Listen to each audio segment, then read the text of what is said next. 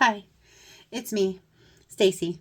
Anyways, I was gonna just, possibly do this live or um, just write something this morning, but God started speaking to me, and this is something that I thought was a little bit more important to be able to write out some thoughts instead of just doing it live and be able to share with you something that was so profound to me this week.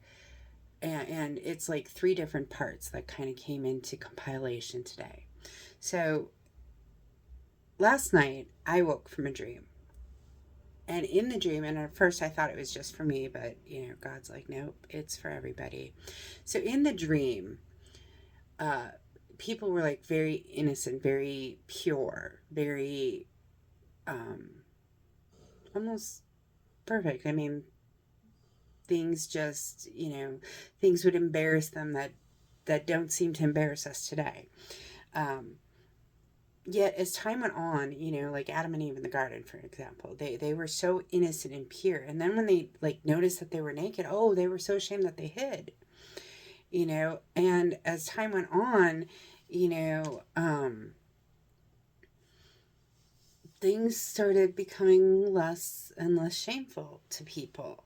Um, to where little things would start to creep in, like somebody would stub a toe and they'd curse, and somebody would, be shocked at that.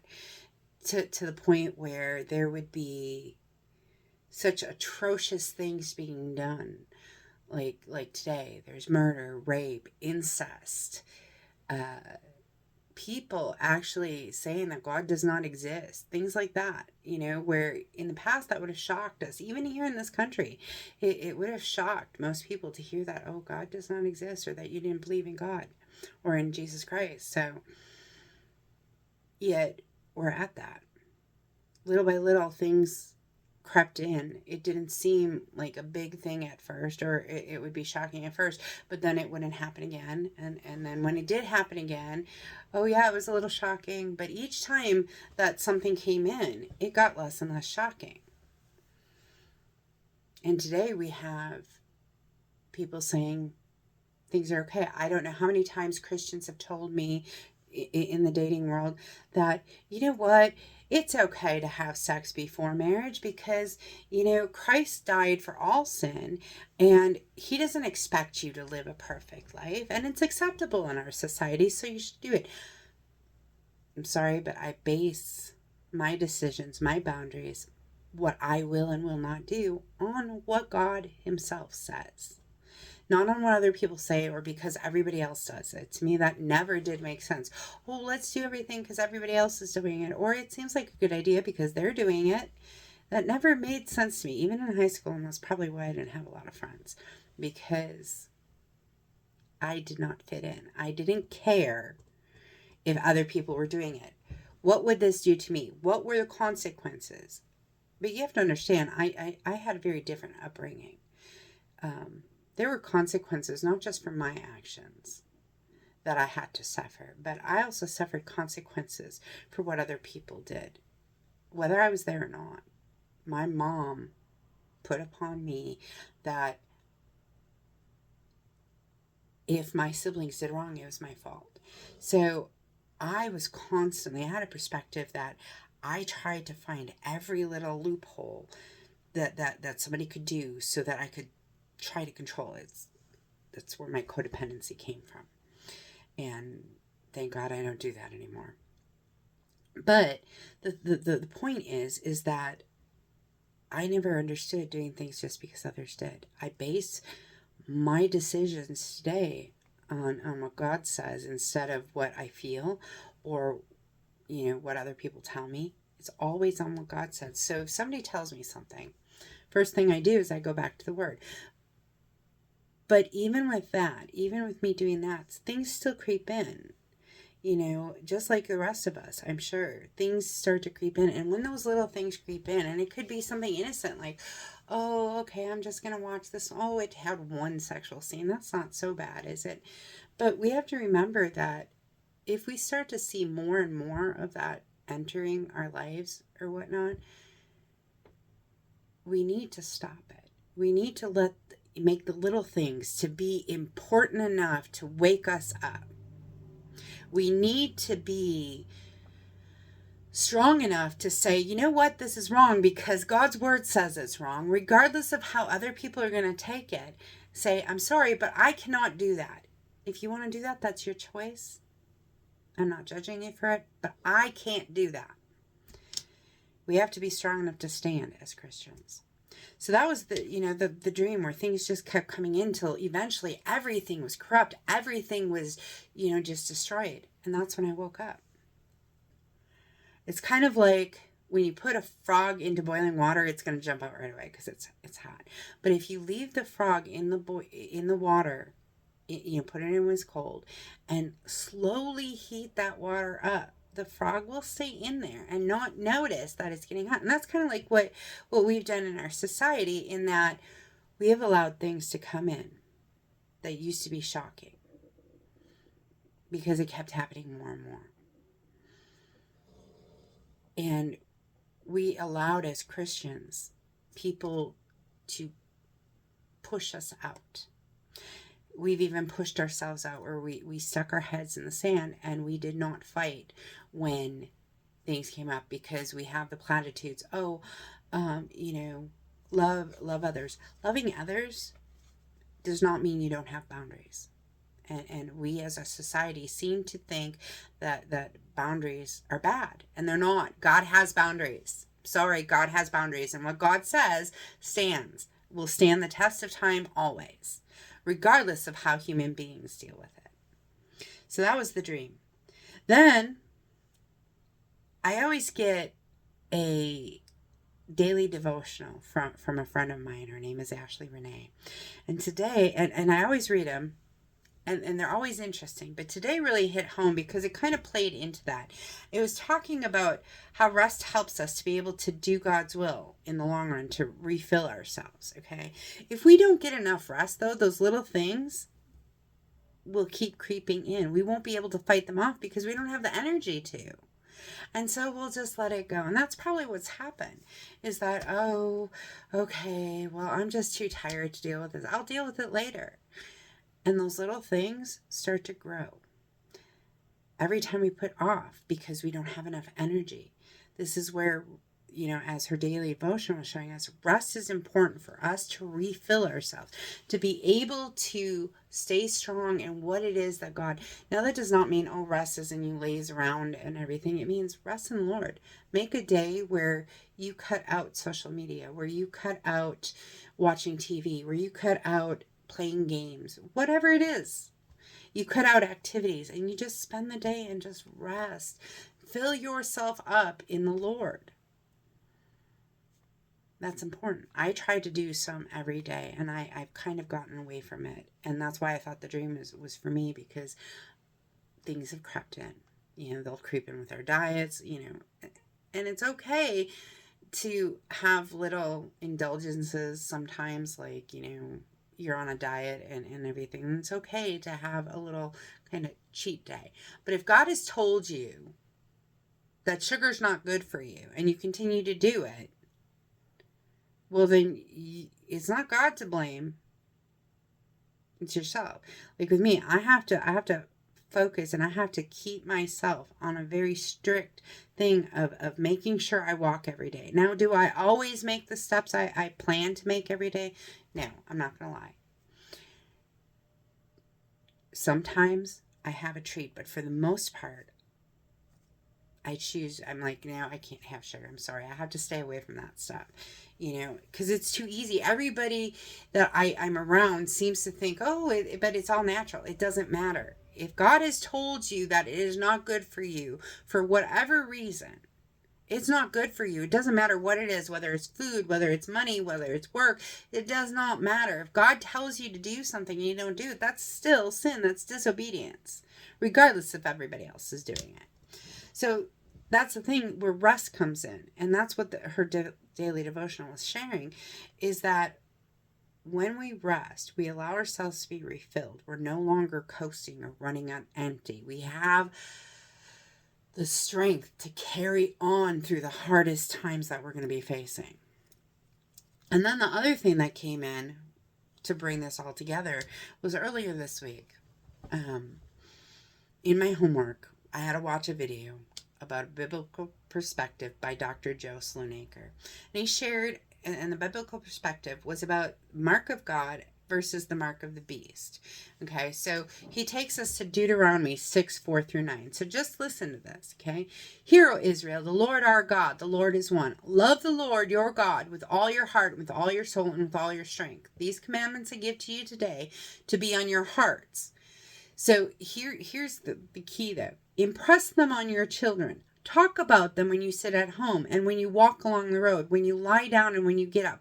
Tie them as symbols on your hands and bind them on your foreheads and write them on the door frames of your houses. So in other words, and I'm going to stop here. And what he was talking about here, what he said here was, okay, your hand, your forehead, on your things. Okay. So, this is important. Okay. So you could take this and, okay, let's put tattoos all over our hands, our foreheads, and let's carve everything on our doorposts. And you could take it in a literal sense, yes. But as he stated, as Dr. Joe Sloanaker stated, we need to think of it in another way. Okay, maybe binding it on our hands means, what do we do? What do we set our hands to do to each day? Does it glorify God? That's how tying God's word to your hands, as symbols on your hands, does. When you do something with your hands, it's like a symbol of what you believe in your heart, okay, of God's word, okay? So are you doing things that glorify God's word? Are you doing things that God would be pleased with? Okay, binding them on their foreheads.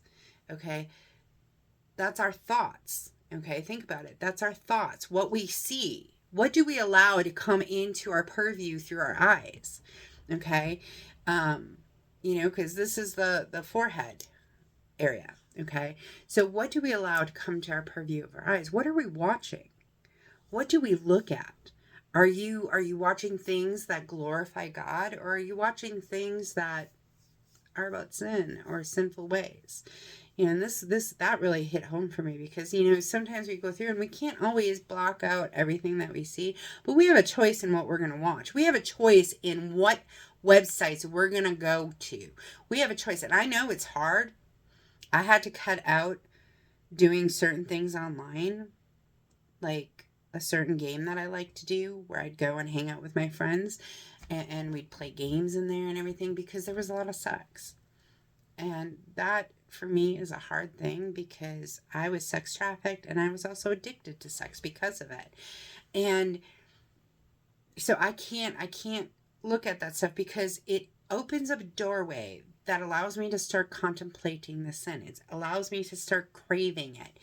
And it's okay to be tempted, but we shouldn't enter into it. So if you have a thought or something, just take it to the Lord and don't act on it. But if you have a thought and then you go and you watch something that helps drive that thought, guess what? You are now acting on it. Okay, so that's on the forehead. And then on the door frames of your houses and on your gates, what that's talking about is your possessions. Okay, you don't have to. What do you do with your possessions? Do your possessions glorify God? Do you use them to further God's kingdom? Or do you use them for your own selfish desires? Was what he was saying. Then he takes us over to Revelations 13. So it's on the hands, the forehead, and our stuff. Okay.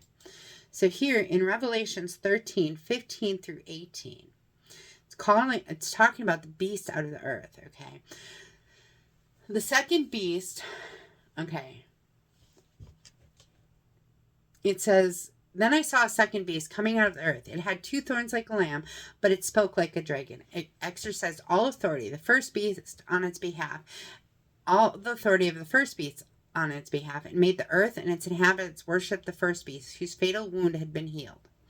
And it performed great signs, even causing fire to come down from heaven to the earth in full view of the people.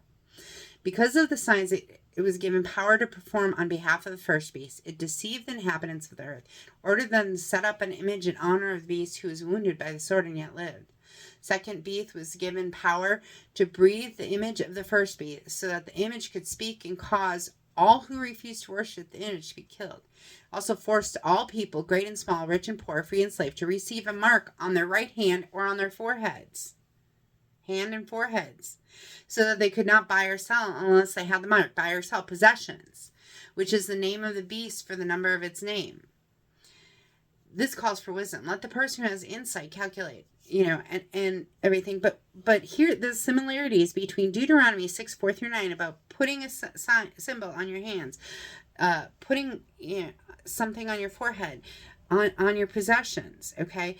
In order, and the similarities is the hand or the forehead for the beast, it's mimicking God. This is what the devil does, okay? The devil takes the things of God and corrupts them. Think about that. The devil takes the things of God and corrupts them.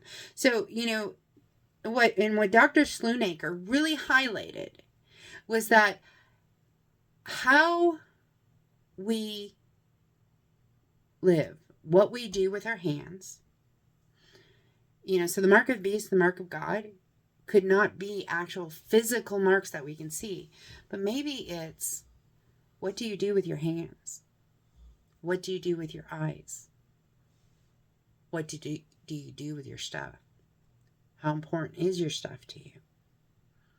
Maybe the mark of the beast and the mark of God upon people is defined by those three things. So, are you living for God, or are you living for the beast? And that's what we can look at, is what are we doing with our hands? What do we watch with our eyes? And how do we deal with our possessions? That could be an insight. So instead of everybody getting all freaked out about, as he said in the video, about the different things that people have talked about as the mark of the beast, maybe we should be more focused on what we do, what we see. And in that, taking the rest to fill up so that we can fight against the things that will creep in. Because otherwise, if we continue to allow things to creep in, we're letting the beast win. I hope that this has highlighted something or giving you some food for thought. Now, I just found that these three things were very interesting in how they played together in my mind, and it gave me some food for thought and things to contemplate and talk about with the Lord, and I hope it does that for you too. So, as always, make sure that you're sharing the love of Christ in everything that you do as a Christian. And if you don't know Jesus Christ, I pray, my prayer for you is that you would come to know the real Jesus, not the Jesus that so many Christians seem to portray, a judgmental God that is like the God of Janus, but the true Jesus, the one who died so that you could live, the one who gave his life for you, the one who loved you so much. He paid your price. You are found not guilty at all because of the price that Christ paid. That kind of love is love you will never find anywhere on earth. So my prayer for you is that you meet that Jesus and not the Jesus that so many Christians here in America have seemed to portray. And if you've met those kind of Christians, I am so sorry that they were so judgmental. I love you all, and I wish you a blessed day.